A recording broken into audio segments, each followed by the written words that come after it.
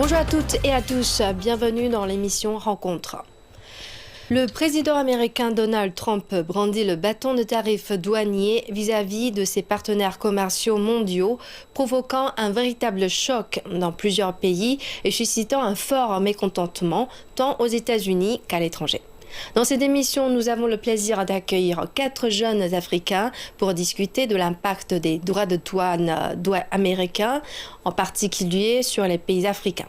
Nous explorerons également comment la Chine et l'Afrique peuvent travailler ensemble pour construire un nouvel ordre économique international dans un monde en pleine mutation. Je vous présente tout de suite nos invités. Monsieur Elvin Sounatre, fondateur de SmartNest. Dr Joseph Olivier Mendo, chef de délégation de la jeunesse africaine en Chine.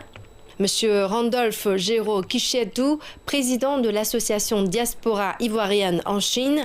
Et Monsieur Venon Pierre-Yvon, étudiant congolais à l'Institut de technologie Tarbing à Shenzhen.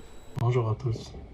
Bonjour et bienvenue dans notre émission. Pour commencer, Monsieur Mendo, pouvez-vous nous dire quelle est l'augmentation prévue des droits de douane réciproques pour votre pays et quelle est la réaction de votre gouvernement et du public?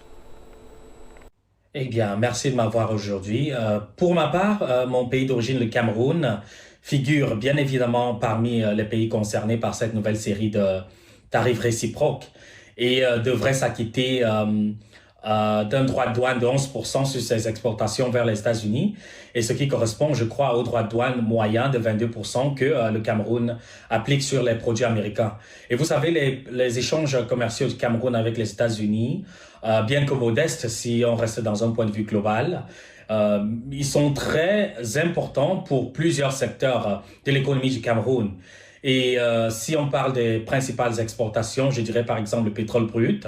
En 2023, le Cameroun a exporté 52,8 millions de dollars de pétrole brut vers les États-Unis, et ce qui en a fait la catégorie d'exportation la plus importante. Mais nous avons aussi le bois scié, parce que les exportations du bois ont atteint une valeur de 25,7 millions de dollars. Et surtout, quand on parle du bois scié, mais aussi la pâte de cacao, qui est un produit semi-transformé essentiel à la production de chocolat et qui a représenté 25,5 millions de dollars d'exportation. Et d'autre part, le Cameroun exporte également des fèves de cacao, du café, du coton et même des bananes, et ce qui illustre la diversité de son économie basée sur l'agriculture et les ressources naturelles. Et selon les données commerciales, les exportations totales du Cameroun vers les États-Unis étaient évaluées à 137 millions de dollars pour l'année 2023. Et une grande partie de ces échanges a été facilitée par la loi sur la croissance et les opportunités en Afrique, qui est dénommée l'AGOA et qui accordait un accès préférentiel au marché américain aux produits africains éligibles et dont faisait partie le Cameroun. Et en termes de réponse, le gouvernement camerounais n'a pas encore réagi de manière officielle, mais je pense que nous attendons des discussions dans les cercles politiques et commerciaux sur la manière de gérer les importations économiques et sur la possibilité de prendre, par exemple, des mesures réciproques. Nous sommes dans un environnement commercial mondial en mutation, donc le Cameroun devra donc évaluer avec soin les prochaines étapes, que ce soit par le biais des négociations bilatérales ou alors de la diversification des marchés d'exportation ou même de la révision de ses propres politiques tarifaires pour essayer tant bien que mal de réduire plusieurs frictions commerciales. Et Monsieur Kishietou, quelle est la situation dans votre pays? Bonjour. À l'instar des pays du monde entier, la Côte d'Ivoire également a fait face depuis le 10 avril dernier à une hausse des tarifs douaniers imposés par les États-Unis de 21% sur des produits clés de notre économie nationale, tels que le cacao, l'anacarde, le caoutchouc et d'autres produits. Il faut le dire que cette hausse a un impact sur notre économie nationale. Et le gouvernement ivoirien, lors de son dernier conseil des ministres, a évoqué ce fait-là. Et bien que le volume des échanges commerciaux entre la Côte d'Ivoire et les États-Unis oscille entre 4 et 5%, n'empêche que l'impact sur notre économie est à considérer. Et comme impact, nous constaterons certainement une baisse des recettes à l'exportation. Nous constaterons une diminution de la production de nos différentes matières premières, notamment le cacao. Et cela va entraîner pour la Côte d'Ivoire, comme je le disais tantôt, cette baisse des recettes à l'exportation. Pour les populations qui sont aussi inquiètes pour cette mesure, en particulier les cacaoculteurs, ils verront leur production baisser parce que les débouchés, notamment sur les États-Unis, seront en baisse, et donc il y aura un impact sur le coût de la vie, également sur l'emploi, parce que il y a beaucoup de paysans en Côte d'Ivoire qui vivent de la culture du cacao, qui vivent des rentes sur les produits tels que l'anacarde, et voir une hausse des tarifs douaniers et sur ces différents produits-là entraînera consécutivement une baisse de leurs revenus et un impact sur le coût de la vie globalement. Merci. Et Monsieur Sounatre, comment réagit-on à cette situation à l'île Maurice? Bon, à Maurice, on aura une hausse potentielle de 40% vers tous les projets qui vont vers les États-Unis. Et cela pose, on va dire, un risque pour Maurice parce qu'il faut noter qu'on exporte beaucoup de produits de textiles vers les États-Unis. Et en ce moment, il y a beaucoup d'entrepreneurs qui sont vraiment inquiets. Mais aussi, ça peut représenter une opportunité de placer Maurice de repositionner Maurice comme un acteur stratégique. C'est-à-dire, on peut inviter les entreprises américaines à venir s'installer ici et leur permettre d'utiliser nos accords libres d'échange pour bénéficier des marchés africains et pour entrer dans des marchés européens dans l'avenir. Et cela, je pense que serait un avantage pour Maurice et aussi pour les compagnies mauriciennes. Et Monsieur Pierre-Yvan, comment cela se passe chez vous en République du Congo? Bonjour à tous. L'augmentation prévue des droits de douane réciproques pour la République du Congo est de 10%. C'est vrai que le Congo n'exporte pas grand-chose vers les États-Unis, mais cela aura un impact sur notre économie parce que nous dépendons entièrement des exportations. Et je pense que cette décision aura des conséquences négatives sur notre économie parce que le Congo est un pays qui est un producteur de pétrole. Et si, par exemple, la plupart des pays qui ont l'habitude d'acheter le pétrole chez nous ne veulent pas ou bien augmentent des droits de tarifs, ça sera difficile pour le gouvernement congolais de pouvoir exporter son pétrole vers les États-Unis ou un autre pays, par exemple. Et la réaction du gouvernement congolais et du public était une réaction assez étonnante parce que c'est vrai, le président Trump en parlait depuis très longtemps, mais les gens pensaient qu'il n'allait pas prendre ce genre de décision, c'était que du bluff, mais en réalité, il a fini par prendre cette décision et je pense que ça a été un peu difficile les premiers jours et l'inquiétude est là, elle existe et je pense que l'État congolais aimerait bien que le gouvernement américain essaie un peu de revoir à la baisse ces tarifs-là. Et je pense bien que dans le futur, le gouvernement congolais et le gouvernement américain essaieront en fait de trouver des solutions ensemble pour essayer de changer en fait la donne pour ne pas impacter le consommateur et aussi affaiblir en fait nos économies. Donc c'est un peu ça. Monsieur Mandou, selon vous, quel impact les droits de douane imposés par Donald Trump vont avoir sur le développement des pays africains?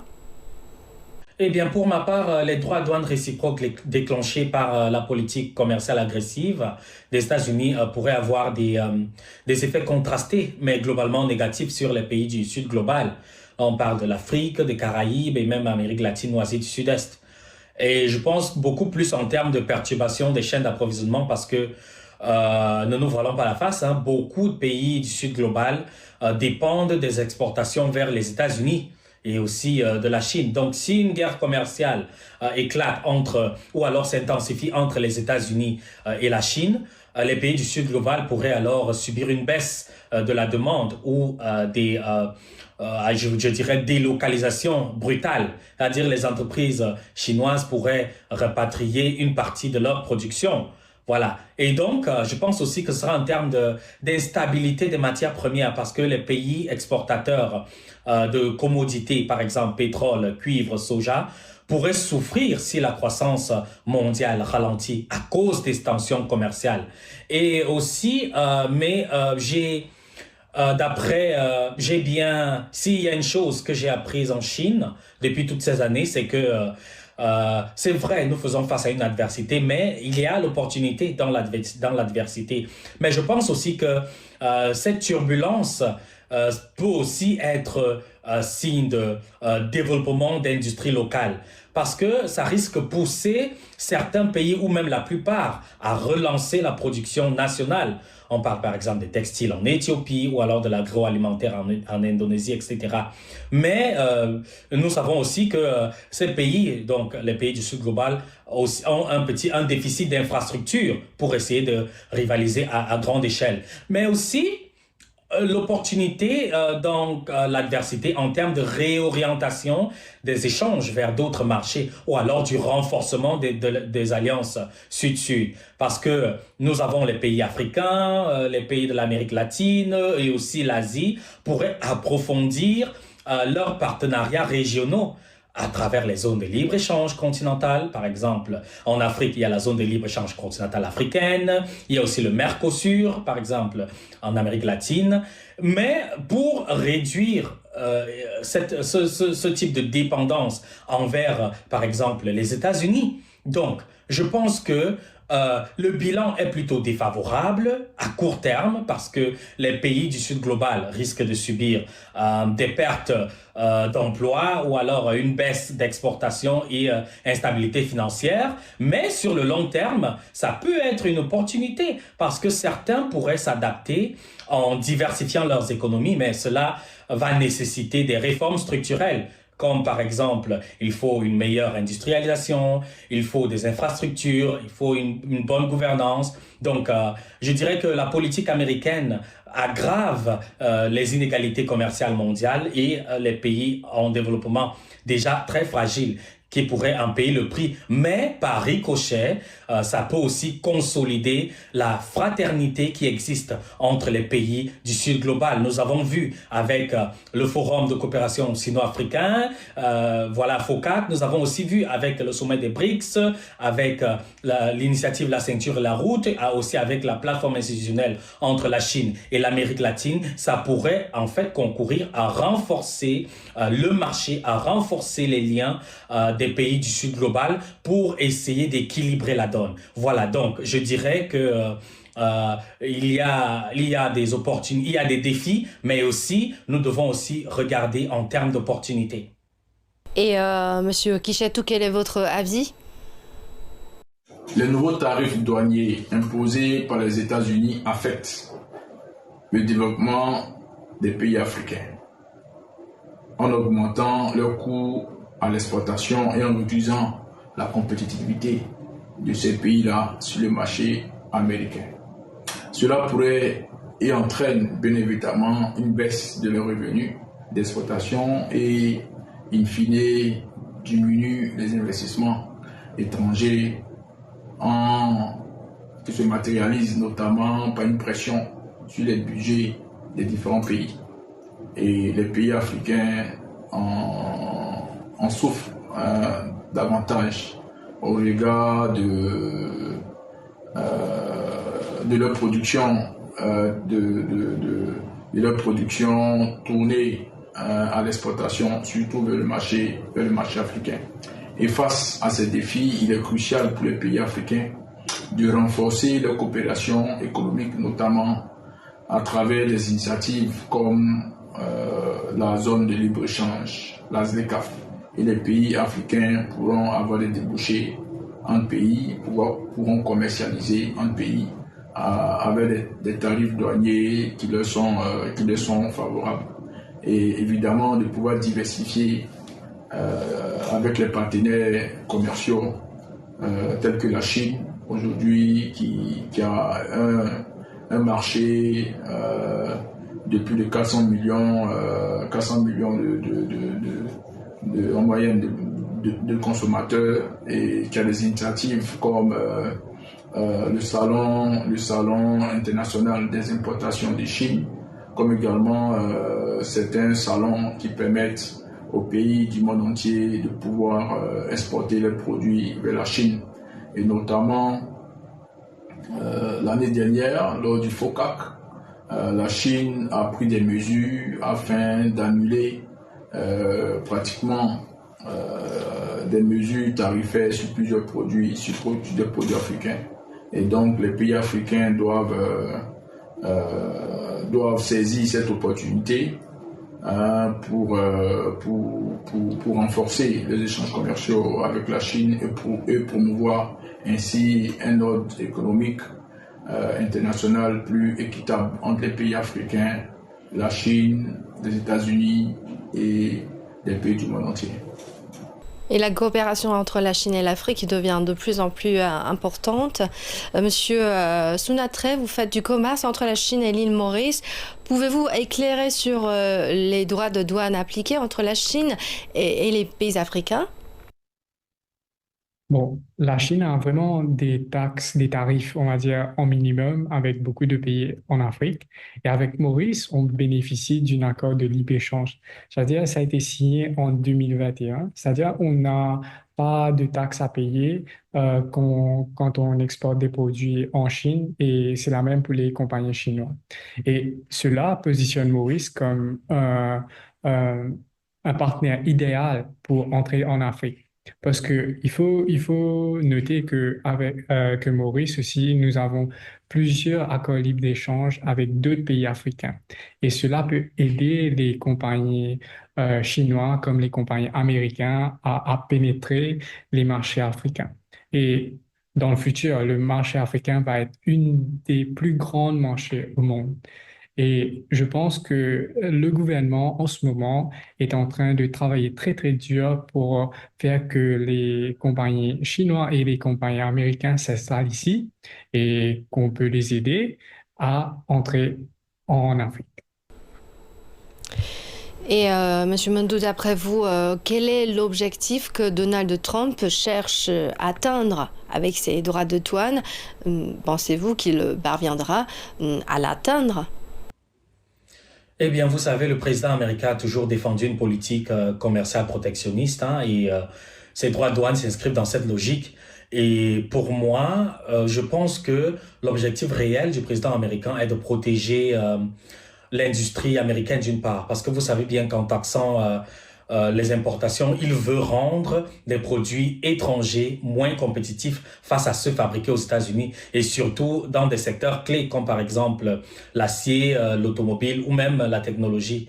Mais aussi, je pense que le président américain veut réduire le déficit commercial parce que il a tant critiqué depuis longtemps le déséquilibre commercial qu'il y avait avec la Chine et l'Union européenne, et les tarifs douaniers sont donc une manière pour lui comme qui dirait renforcer de forcer en fait une renégociation des accords.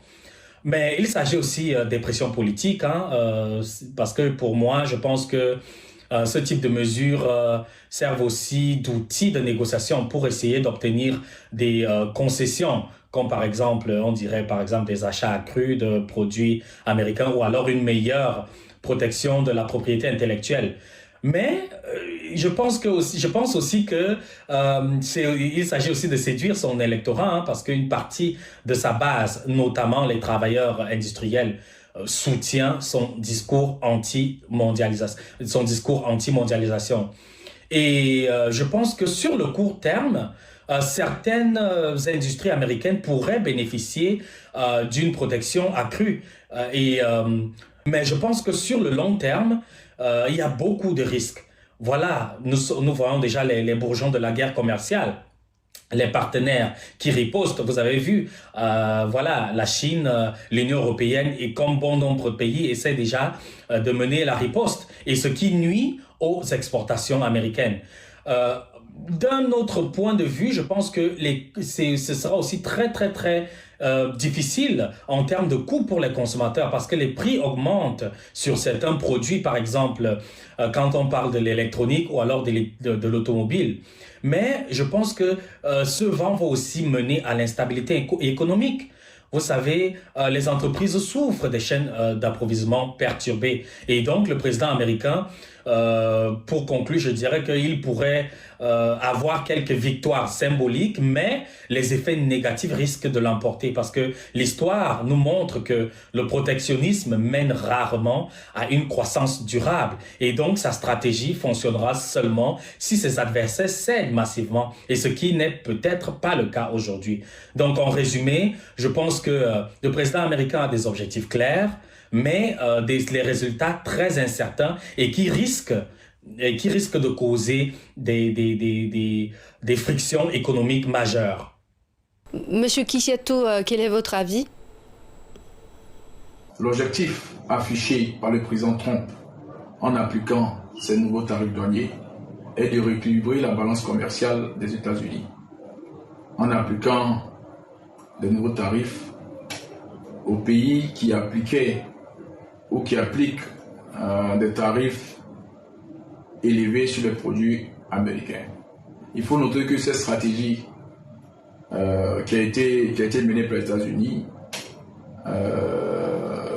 jusqu'à présent ne permet pas aux États-Unis de pouvoir rééquilibrer sur le court terme, je peux m'exprimer ainsi, rééquilibrer cette balance commerciale. En revanche, on peut noter que cela entraîne une augmentation sur certains produits, certaines denrées alimentaires, également entraîne une perturbation de la chaîne d'approvisionnement mondiale.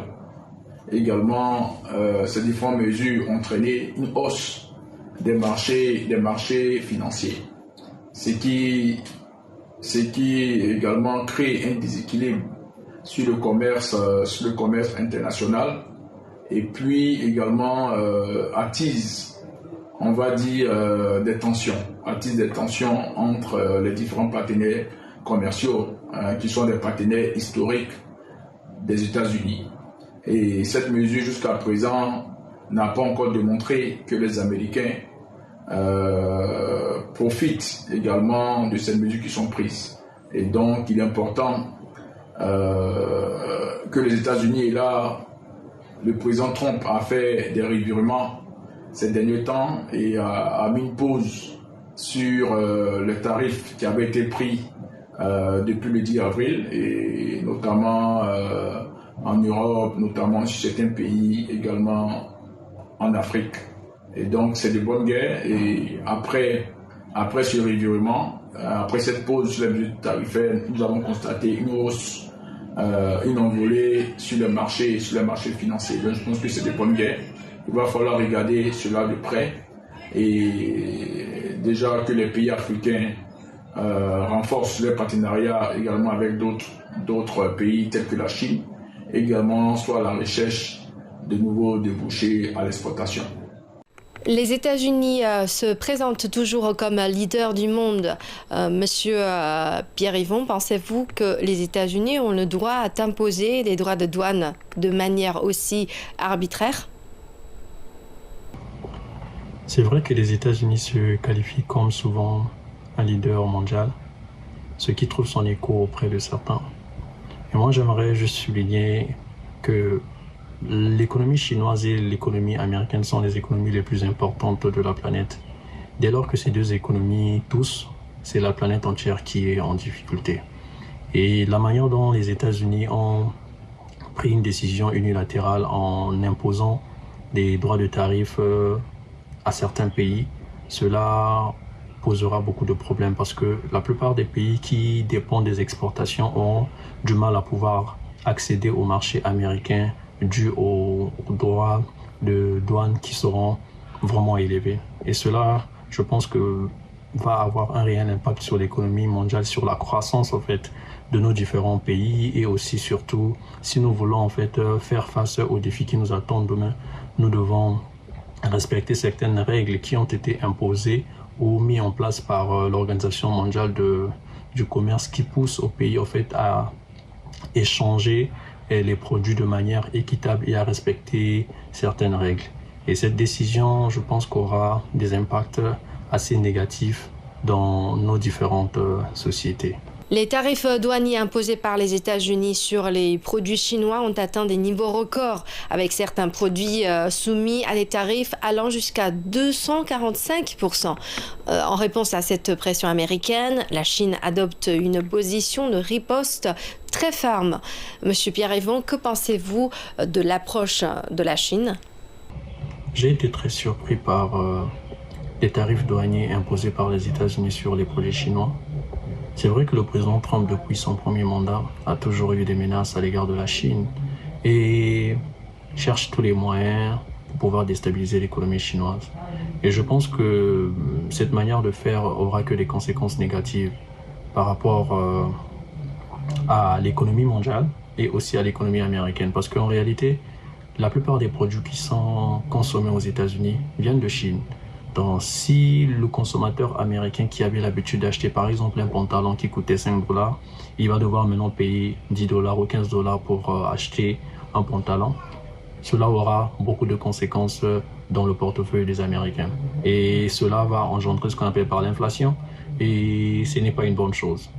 Et je pense que la décision que le gouvernement chinois a prise de prendre aussi des mesures aussi de rétorsion à l'égard du gouvernement américain. Je pense qu'elle est normale parce que chaque pays défend ses intérêts. Mais vous devez défendre vos intérêts en respectant certaines règles qui sont imposées par des organisations établies à travers le monde. Et les Américains sont aussi l'un des leaders qui ont créé ces institutions pour pouvoir respecter certaines règles. Mais aujourd'hui, c'est le même pays qui ne veut plus respecter ces mêmes lois qui ont été imposées par eux, si je peux le dire.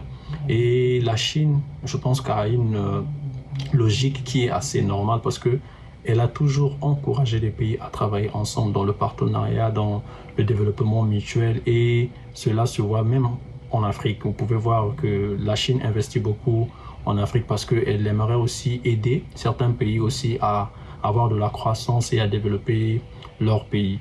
Et cette logique de prendre des décisions de manière unilatérale contre la Chine, cela n'aura que des conséquences dévastatrices dans le futur et à long terme.